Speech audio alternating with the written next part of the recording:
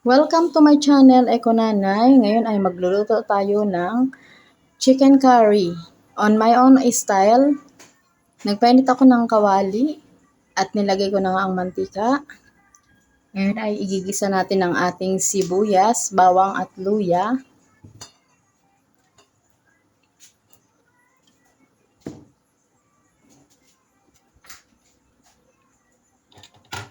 Meron din akong mga pinitas na sili sa aming garden at yun ang ihahalo ko, yung aming mga sili. Yan. Inuuna ko munang igisa ang ating luya para mas mabango, mas maamoy, bago ko ilagay ang bawang at sibuyas. Yan.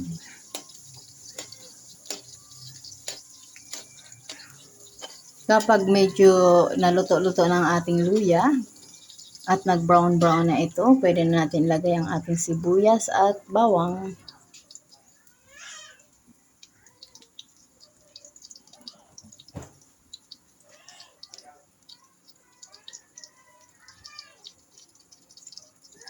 Gisa-gisa lang tayo, guys.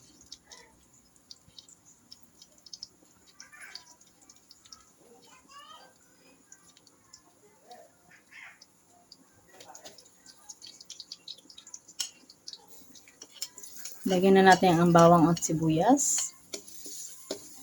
Gisa na rin natin ang ating sibuyas at bawang.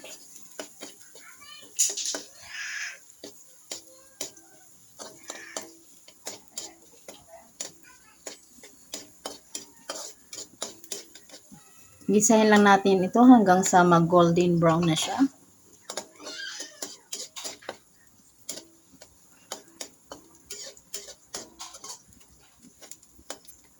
Bago natin ilagay ang ating chicken. Ang gamit ko palang chicken ay yung breast na chicken para hindi siya masyadong mabuto. Pero kung gusto niyo yung may mga buto, yung legs or pakpak, pwede rin yun. Pero kung gusto ko yung sa chicken breast, puro siya laman lang. Walang masyadong mga buto-buto.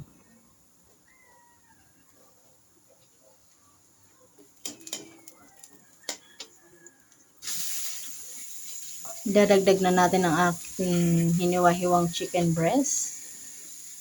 Gigisa na natin siya. Pasensya, gumagalaw-galaw ang aking camera. Dahil nasa itaas siya ng aking kalanan.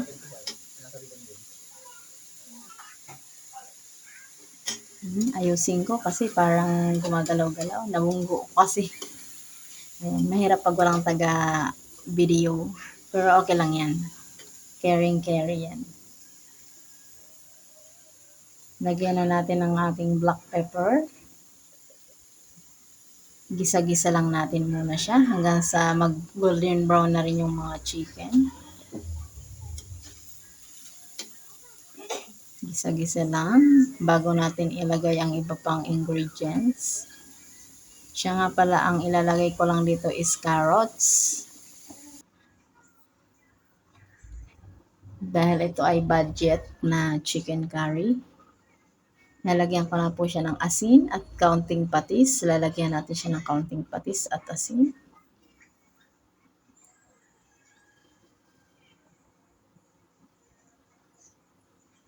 Maya-maya ay ilalagay na rin natin ang ating curry powder. Gisa-gisa lang.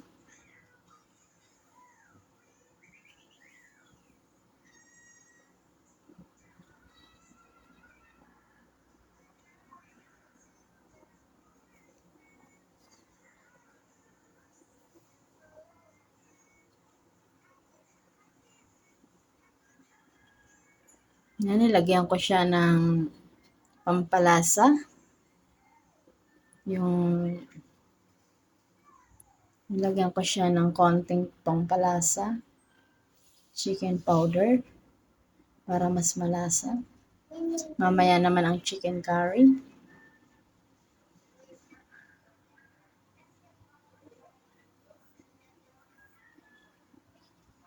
Takpan po muna natin para maluto-luto ang ating chicken. Mag-release yung kanyang mga liquids bago natin siya lagyan ng gata at yung ating carrots.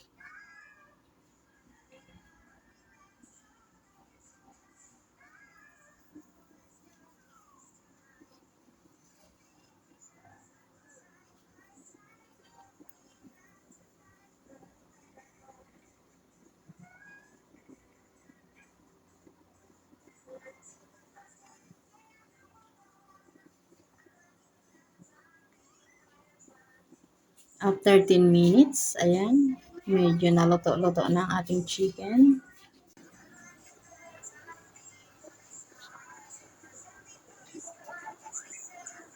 Gisa-gisa lang po natin hanggang sa maluto. Bago natin siya lagyan ng kaunting tubig at kaunting chicken curry. 2 packs yung aking nilalagay. Ang isang pack yata ay 5 piso. Bali 2 packs 10 piso yun. Ganun lang ang amount. Ayan, yung isang pack ay 5 pesos. Dalawang ganyan ang nilalagay ko. Bago natin ilalagay ang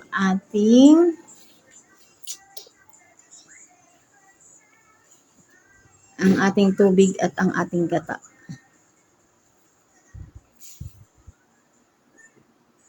Nalagyan na natin ang ating carrots. Carrots lang pang nilalagay ko. Di ko na nilalagyan ng patatas dahil yan po ay budget na tayo po ay nagbabudget. Sa sobrang mahal ng gulay ay nagbabudget po tayo. Kaya carrots na lang po ang nilalagay ko.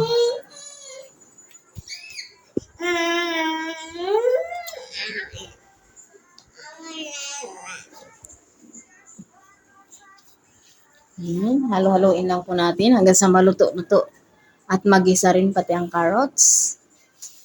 Mamaya ilalagay na natin ang ating gata at ang ating tubig.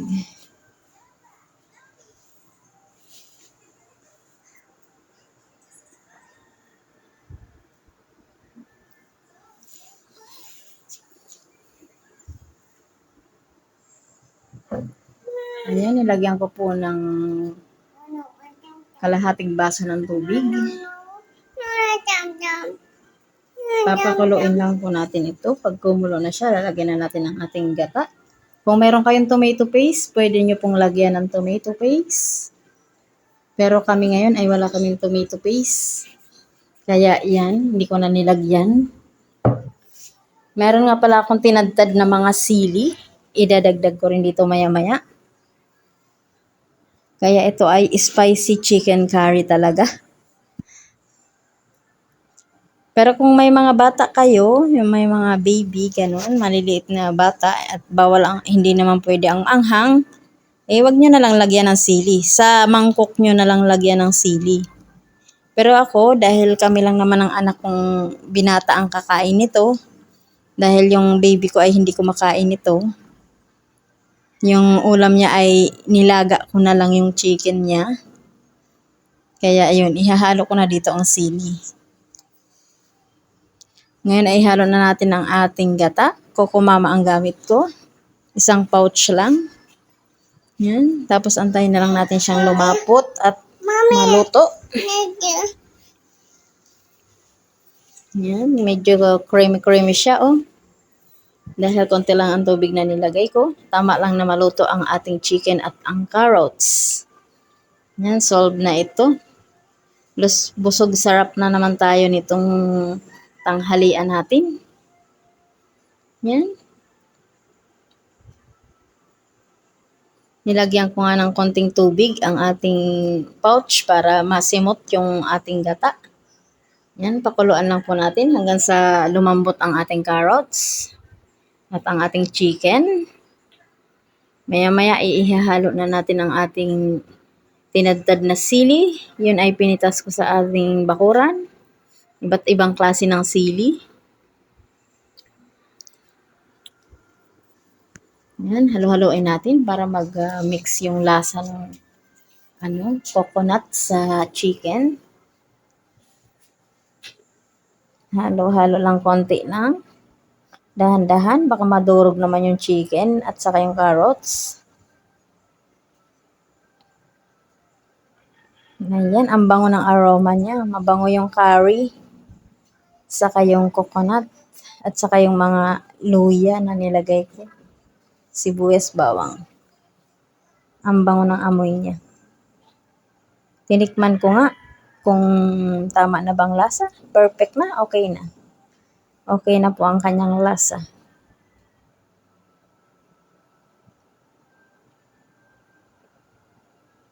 Halo-haluin lang po. Yan, hinalo ko na ang ating tinadtad na iba't ibang klase ng siling. May siling labuyo, o yung pulang-pula. May siling demonyo, yung parang siling makopa siya pero maliliit. Tsak na maanghang. Maanghang po ito para lang sa mga kumakain ng maanghang. Pero kung hindi ka kumakain ng maanghang, okay lang na huwag mo na lang lagyan ng mga sili. Kami kasi maraming sili sa paligid at request ito ng aking anak na binata dahil gusto niya daw kumain ng maanghang na chicken curry. Kaya ito po ang ating nilagay, mga tinadtad na sili. Paniguradong masarap po siya at swak sa ating panglasa. Ayan, buyuyin na ako.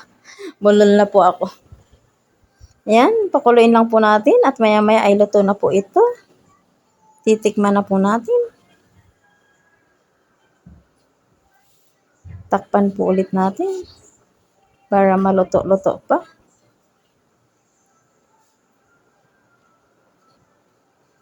At i-simmer lang natin ng 12 minutes. Ayan, pakuluan pa natin ng 12 minutes para mas maluto pa yung chicken at mag-combine yung lasa ng mga ingredients. Mapapa-only rice ka nito dahil maanghang. Yung mga bago po sa aking channel, pa-subscribe po, pa-like. Salamat po. Thank you so much po sa ating 500 followers na po tayo ngayon. Thank you so much po. Support lang po tayo. Salamat.